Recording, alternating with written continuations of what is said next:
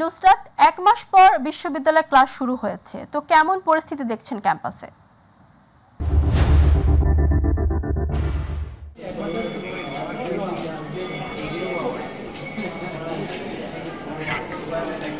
মার্জানা, আপনাকে ধন্যবাদ। আপনি জানেন আমি কিন্তু এই মুহূর্তে রয়েছি মোহাম্মদপুর সরকারি কলেজের সামনে। সরকারি কলেজের ভেতরে আমরা রয়েছি। আমরা যদি আপনাদেরকে ভেতরের চিত্রটি দেখাই, আজ থেকে কিন্তু স্বতঃস্ফূর্তভাবে শিক্ষার্থীরা অংশগ্রহণ করছেন তাদের শিক্ষা প্রতিষ্ঠানে এবং পুরো দমে কিন্তু পাঠ্যক্রম এবং পাঠদান শুরু হয়েছে। আমরা সকাল থেকে কিন্তু ঘুরেছি বিভিন্ন শিক্ষা প্রতিষ্ঠানে।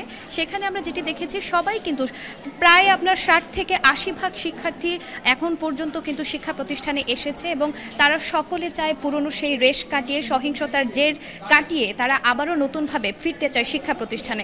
অনেক সহপাঠী তাদের আছে যারা এখনও ইনজোর্ড আছেন, যারা এখনও বিভিন্ন হাসপাতালে ভর্তি আছেন, তারা তাদের প্রতি সমবেদনা জানিয়েছেন এবং তারা বলেছেন তারা যে নতুন বিজয় অর্জন করেছে সেই বিজয় ধরে রাখতে শিক্ষা প্রতিষ্ঠানে শিক্ষার্থীদের স্বতঃস্ফূর্ত অংশগ্রহণ খুবই জরুরি। প্রতিটি শিক্ষার্থীর সঙ্গে আমরা কথা বলেছি। শিক্ষার্থীরা কিন্তু আমাদেরকে বলেছে যে তারা তাদের যে পুরনো যে ক্ষতি আছে, 1 মাসের বিশাল একটি ক্ষতি রয়েছে, সেই ক্ষতিটি পুষিয়ে নিতে যতটুকু তাদের মনোনিবেশ করা দরকার তারা কিন্তু ততটুকু মনোনিবেশ করবেন। সেই সাথে আপনাকে আরও একটি ব্যাপার জানিয়ে রাখি, আমরা কথা বলেছি শিক্ষকদের সঙ্গে এবং অধ্যক্ষদের সঙ্গে। তারা কিন্তু আমাদেরকে জানিয়েছেন যতটুকু প্রয়োজন, এক্সট্রা ক্লাস প্রয়োজন হলে তারা এক্সট্রা ক্লাস নেবেন এবং শিক্ষার্থীদের সঙ্গে কথা বলে যারা ইনজোর্ড আছেন তাদের খোঁজ খবর নেবেন। সেই সাথে যারা এখন পর্যন্ত শিক্ষা প্রতিষ্ঠানে স্বতঃস্ফূর্তভাবে অংশগ্রহণ করার পরও বিভিন্ন ধরনের বিভিন্ন দুর্বৃত্তপনার সঙ্গে যুক্ত আছে বা যুক্ত ছিল, যারা শিক্ষার্থীদের ক্ষতির কারণ হয়েছে, তাদের কিন্তু শিক্ষা প্রতিষ্ঠানের নিজ উদ্যোগে কিন্তু তাদের চিহ্নিত করা হবে বলেও জানিয়েছেন এবং সেই সাথে শিক্ষার্থীদের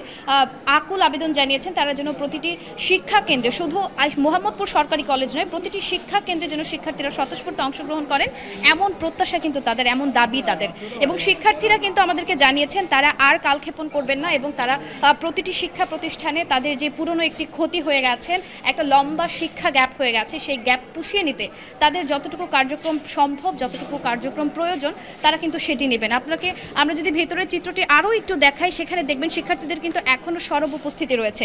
এমন চিত্র কিন্তু আমাদের প্রতিটি শিক্ষা প্রতিষ্ঠানে আজকে রয়েছে। শুধু শিক্ষা প্রতিষ্ঠান নয়, বিশ্ববিদ্যালয়গুলোতেও কিন্তু আমরা দেখেছি শিক্ষার্থীরা স্বতঃস্ফূর্তভাবে অংশগ্রহণ করছে এবং যারা আছেন তারা বলেছেন এবং তাদের যে সহপাঠী আছেন, সহপাঠীরাও খুব দ্রুত জয়েন করবেন এবং শতভাগ শিক্ষার্থী উপস্থিতি কিন্তু তারা নিশ্চিত করবেন বলে আমাদেরকে জানিয়েছেন। তো মার্জানা, এই ছিল আমার কাছে মোহাম্মদপুর সরকারি কলেজ থেকে সর্বশেষ আপডেট শিক্ষা প্রতিষ্ঠান নিয়ে।